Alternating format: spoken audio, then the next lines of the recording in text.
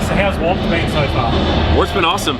It's Warped Australia, so it's definitely not Warped US, and it's definitely different than the US one, but it's been fun, and you know, it's always cool to bring together a whole bunch of different bands and to be in another country, hanging out and having fun with all those people. It's good because we're all friends with a lot of bands that are on the tour, so we've had lots of hangouts and lots of downtime, so it's good to have your friends. It's a lot of friends on this tour hanging out.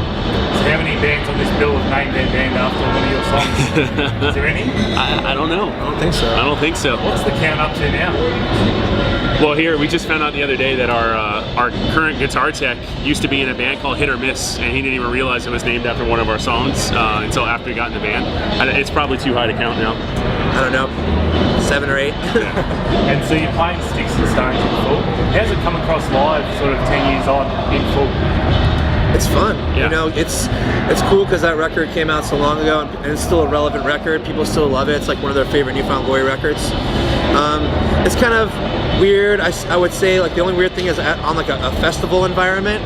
I feel like it's cool if it was like in a club, but like as far as a festival, because a lot of people coming over may or may not have heard our band before. Yeah. So like, you know, we have our fans, but there's also a lot of fans that are younger fans that haven't heard of New Found Glory. So it's kind of like, it's good and it's bad at the same time. Yeah, because when you write a set for any live show, you're always thinking about like momentum and kind of how it's going to flow from one song to the other. And this is different because we're playing the record all the way through the way that it's sequenced on the record. So there's definitely like little parts on the record where it kind of slows down, and we wouldn't necessarily do that live, but it's cool to be able to say that we're doing the record all the way through. We try to play all like the circle pit songs and the jumpy songs for like festival crowds. And so you recently released the new live CD. Yep. Now you self-released that? Well, yeah, partnership with Three Wise out here in Australia and in America with Bridge 9, and yeah, it's like, you know, indie release. And yeah. So I suppose a normal album's pretty hard to sort of self-release or even indie release, let alone a live. How have you found it so far? It's cool. Yeah, it's been great. It's the fact that we get to put it ourselves, and it means more to us, you know, because we have to go out and we have to, you know, every day we do signings. In the last tour with Alkaline Trio in the States, we would do a signing after the show, after we played, and like have, you know, sign everybody's record. So it makes it more of an incentive for us to kind of like go out and make sure people are buying the record, you know. And you know, the fact that we put 3 new songs on it is also like, you know, helps like for kids that already have those songs. They have like 3 extra new songs they can, you know, add a bonus. Buy it. Yeah, it's cool. Obviously your band's main strength is your live show, so I suppose for that live CD you didn't really have to change much up, you just play your actual show, or? Yeah, pretty much. I mean, there's like 1 or 2 things that we added to go even kind of above and beyond like crowd interaction, but yeah, like you said, we're one of those bands that our live show is very important to us, and we've been doing it for a long time, and we always in our live shows try to incorporate the crowd and really get, you know, everybody into it.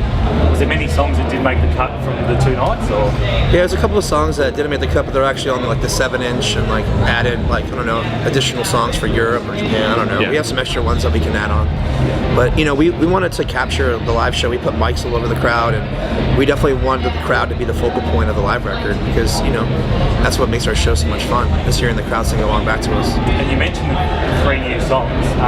You know, the reception's been very, very good for them. I suppose it was important to put them on, sort of just to bridge the gap between both records, was it? Or? Yeah, for sure. I mean, it shows like a snapshot of what we're at musically now and what we want to do maybe for the future. But then again, like our next record isn't going to come out for a while, so who knows what's going to happen. Yeah, and we were just at the point, we had those 3 songs, and it's like rather than put out just a small EP with those 3 songs, you know, we also wanted to release a live record, and there's no reason to do 2 separate releases, just put them all together. And like Steve said, you know, it gives added incentive to people, both new fans and old fans, to get that release. And earlier you mentioned the Alkaline Trio shows that you're playing in the States. That looked pretty awesome. How was those shows? They were amazing. Yeah, those guys are good friends of ours too. We toured with them like back in '99 and earlier on in our career. So it's cool that like our bands have, you know, have gone on different paths, but then we can come together 10 years later and still do an awesome tour together and like have good shows every night, you know. Yep.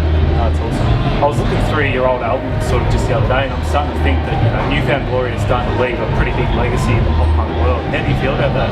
I think it's pretty amazing. It's definitely not something we necessarily set out to do when we started our band. We just wanted to write songs, play shows, and kind of do what all the bands we love did, which seemed to be like tour forever. And I mean, I think one of the things that we've always done is we've always written music that is dear to us and like is from us. We're not really a fake band. We don't just hide behind, you know, current trends or any of that stuff. And I think that's definitely helped to shape who we are and to help with that influence that a lot of bands have taken from us. So I suppose, where do you see pop punk heading in, say, 10 years' time? Do you see it evolving? I think that's a hard question. Yeah. I mean, I really have like a crystal ball, but I feel like now, like, kids are still excited. There's still fresh new bands like Story So Far, Man Overboard, Wonder Years. I mean, they're not really a young band, but like there's bands that are doing really, really well in this genre that like keep like the pop punk world or whatever alive.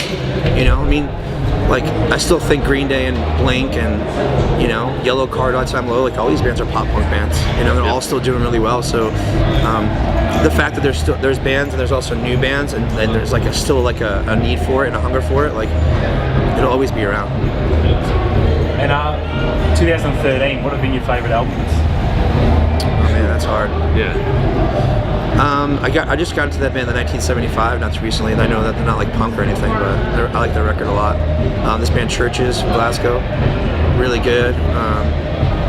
I'm a sucker for Jimmy Eat World. I always like any of their records that came out this year. I thought it was pretty good. I don't know, there's a lot of records I can't off the top of my head. It's like, you know, when before you go to a record store, you have all these records that you like have in mind that you want to buy, and then you get there and you just Mind goes blank. Yeah. Same way this is, but Oh, thanks for speaking to AMH TV, so fellas. thank Of you. course, thank you.